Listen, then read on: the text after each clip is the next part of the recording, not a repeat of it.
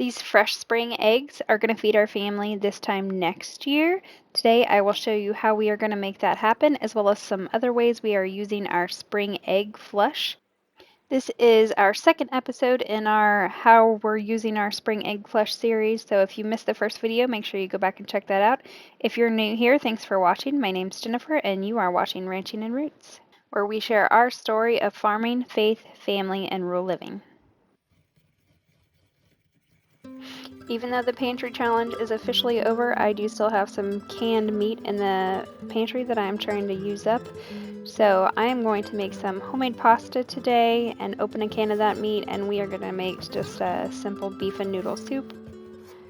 Pasta is a great way to use up eggs because you can dry it and store it for later. You don't have to use it fresh like I'm going to do today.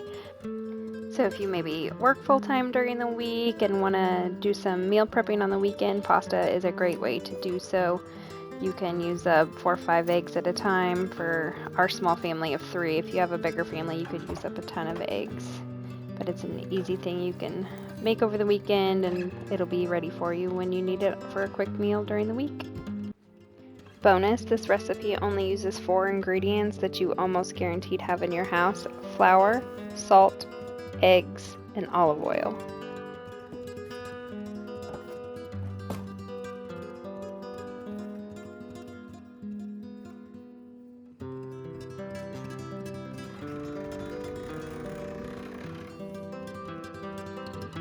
I don't know about you guys, but we have pasta probably once a week just because it makes such a quick, easy weeknight meal. I have some ground beef thawed out in the fridge too, and honestly I'll probably make this again, use up some more eggs, and we'll have spaghetti one night this week too.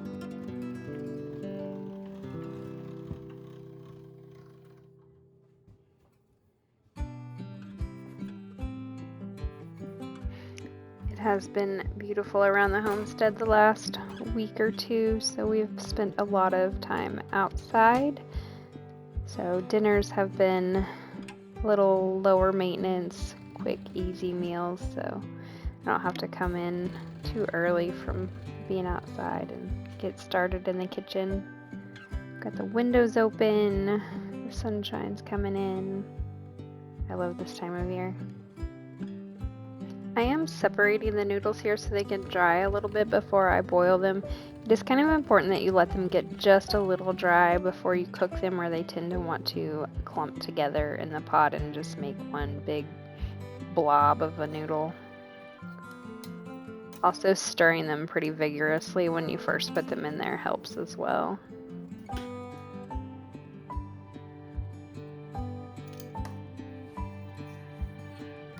This next one is my baked oatmeal recipe. I've told you guys several times I do make this probably every other week, some variation of it. I kind of bounce back and forth between French toast casserole and this baked oatmeal. My daughter in the morning loves this type of casserole thing. I can make it at the beginning of the week and it's ready. She's pretty impatient in the morning whenever it comes to breakfast time. And it's a great place for me to hide some extra veggies and nutrient-rich foods in there, and she doesn't even notice. I did apparently not get any footage of the finished product of that baked oatmeal, so I do apologize for that. A common complaint I hear, and that I also used to have about farm fresh eggs, was they are so hard to peel when you're making hard-boiled eggs for deviled eggs or egg salad or whatever. Having an Instant Pot or a pressure cooker of some sort is a game changer for this. You'd follow the 5-5-5 rule, so 5 minutes in the pressure cooker under pressure, 5 minutes natural releasing in the pressure cooker, and then 5 minutes in an ice water bath. And you'll see here in just a second, the peels, they slip right off.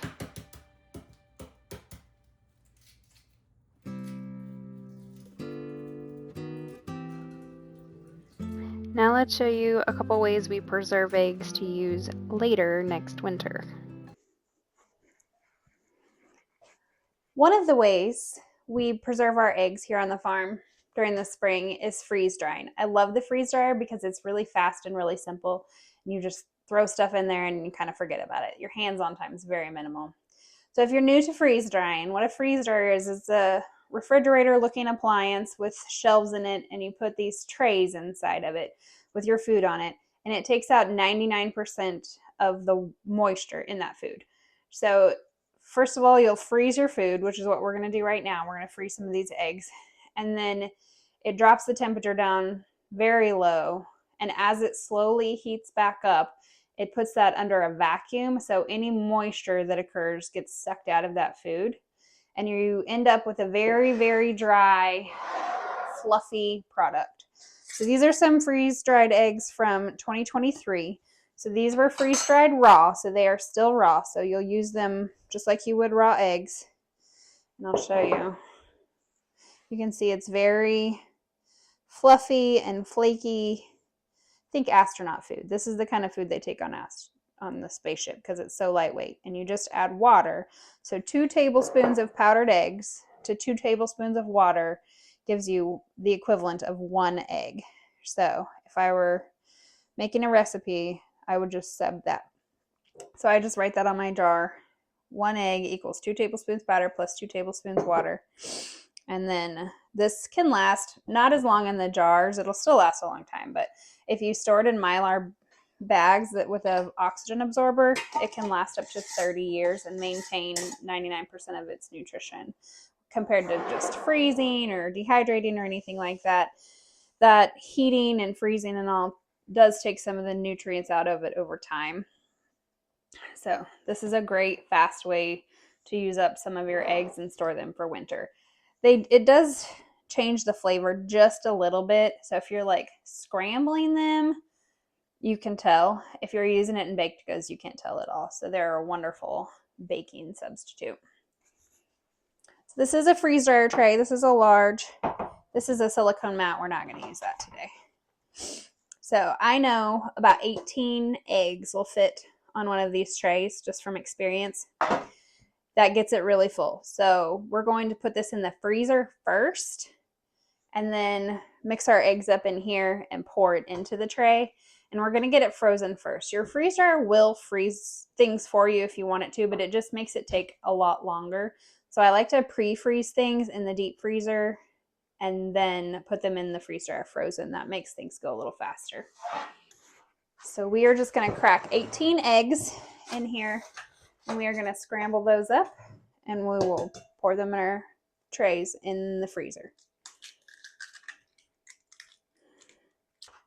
Again, we're working with raw eggs, so even that freeze-dried powder, you have to treat it as a raw egg as far as like cleanliness goes, because bacteria will go dormant when it's dry like that.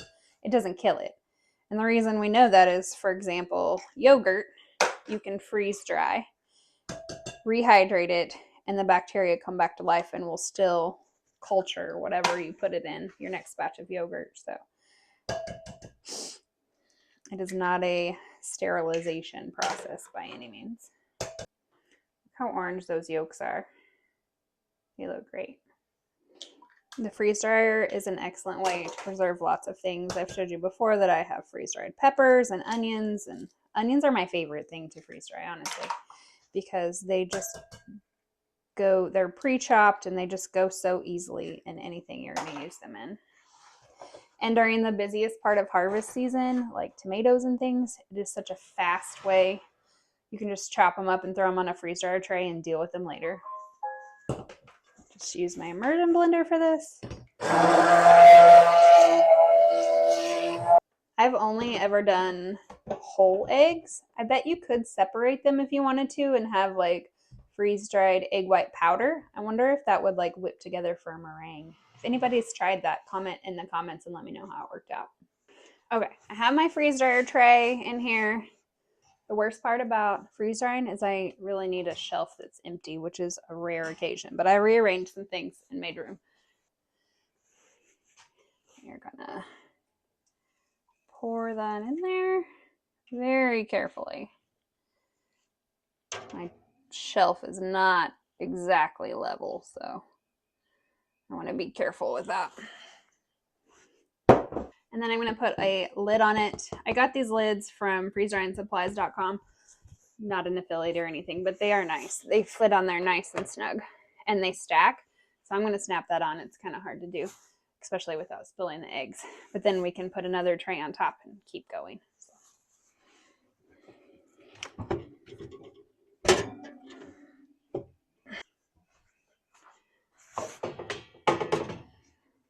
Okay, I'm going to crack 18 more and just keep going. So I ran into a little problem. Like, it's high enough now I can't pour anymore. So I'm having to pour it into a smaller cup, which is not very efficient, but it is what it is. And then pour it up there. Kind of silly, but I want to get as much of this done as I can. The baby's asleep, and although I love her helping me, it does make things take a little longer. So try to get as much out of the 2 hours she sleeps during nap time as possible. Okay, we have 5 trays of 18 eggs. So we got rid of 7.5 dozen eggs. Still have a lot more to do. Let's take these eggshells out to our working girls. Oh, they went out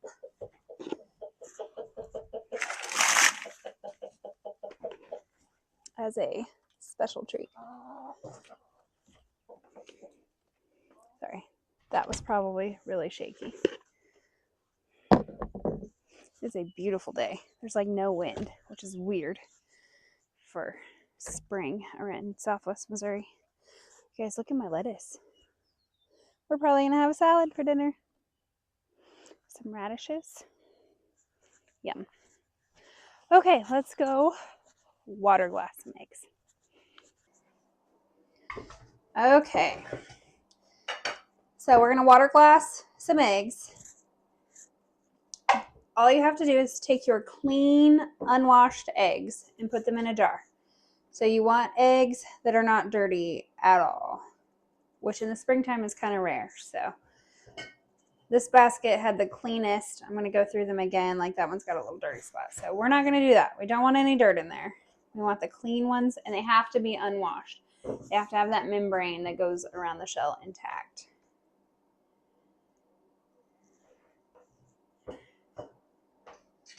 And we're going to just carefully place them in a jar. I just reuse my jars over and over again.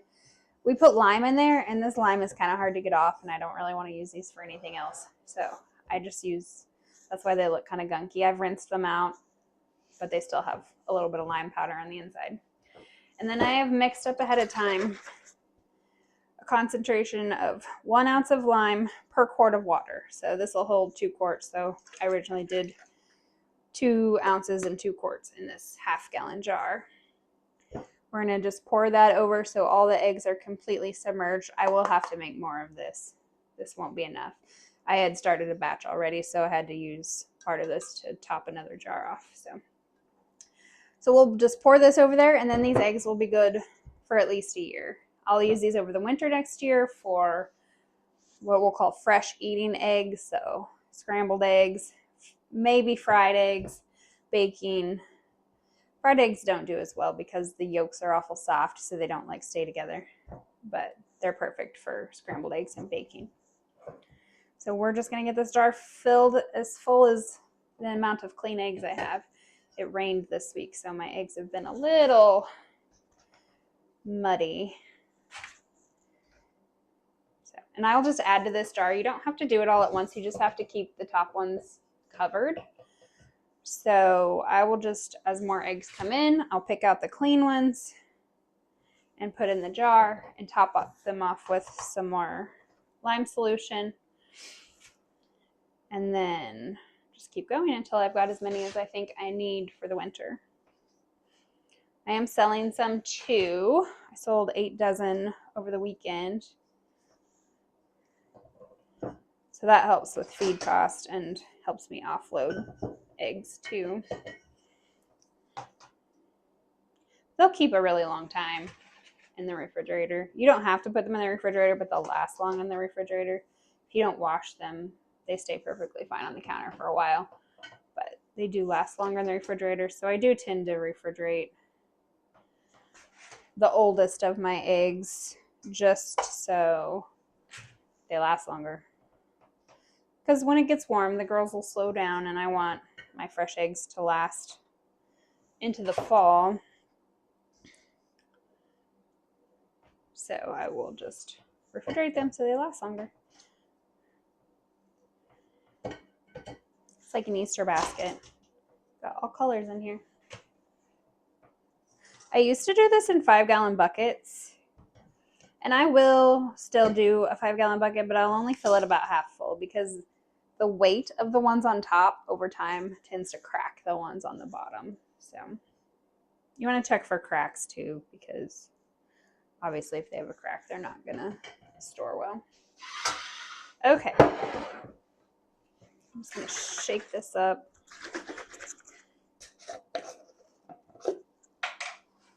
We're going to pour it over top.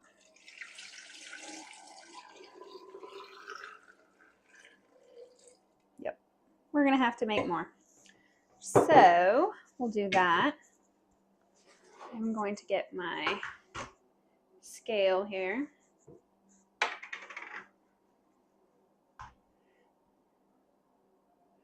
We're going to put it in ounces.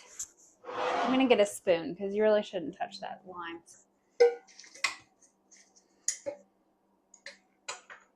Again, this is just masonry lime. I bought it at Menards. It came in like a 50-pound bag. So it's lasted me a while. So this will hold 2 quarts, so I need 2 ounces. Perfect. On the nose. And then I'm just going to go fill this up with water. Again, this jar, I just leave the formula written on here, and I just reuse this jar over and over again. That way I don't really have to scrub all that lime out. It's kind of tough to get off. So I just have dedicated jars for this. Shake that up.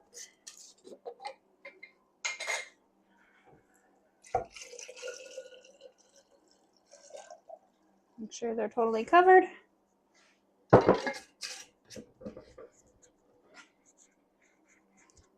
up my mess. Okay. I could probably maybe fit, I don't know, like 10 more eggs in this jar. So as I get clean eggs the next few days, I will top it off.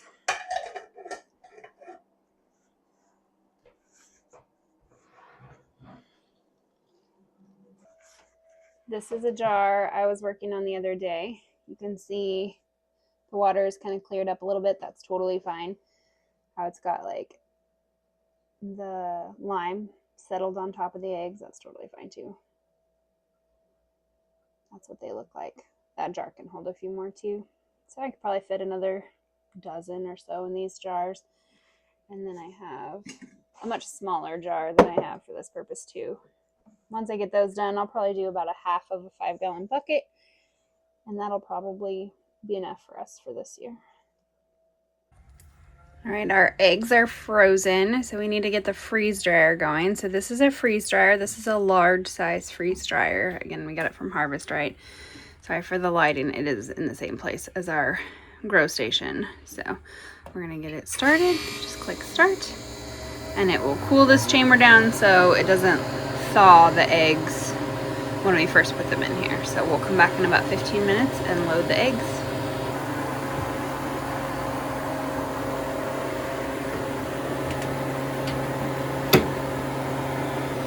Okay, freeze dryer is ready. So we are just gonna put all of our eggs, our frozen eggs in there. Close the door.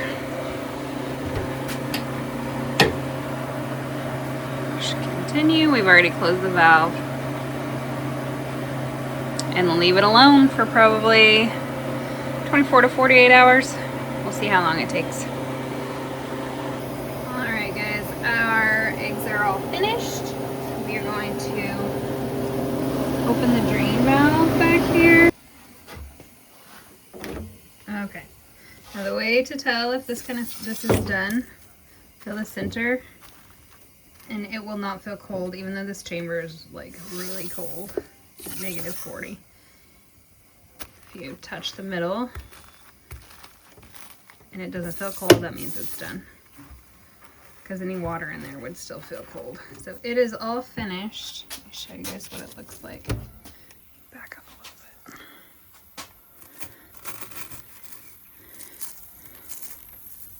Oh, you can see it just powders. We're going to take this inside and run it through the blender.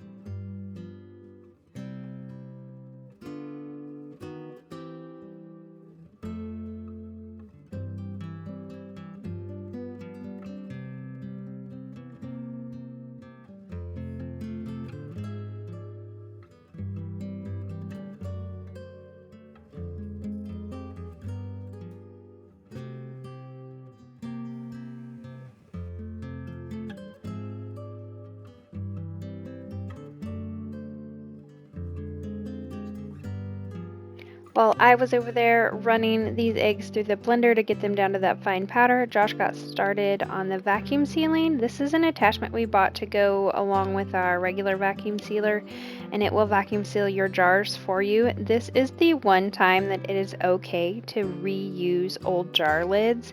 As long as they're not bent or have any creases along the edges, you can reuse those because you are going to be putting a ring on this anyway. We ended up using 1 jar per tray of eggs, so each one of these jars has 18 eggs in it, powdered and ready to be stored and used at a later time. That's all for this week. I hope you all are enjoying your spring and being able to get outside. Thanks for watching and have a blessed week.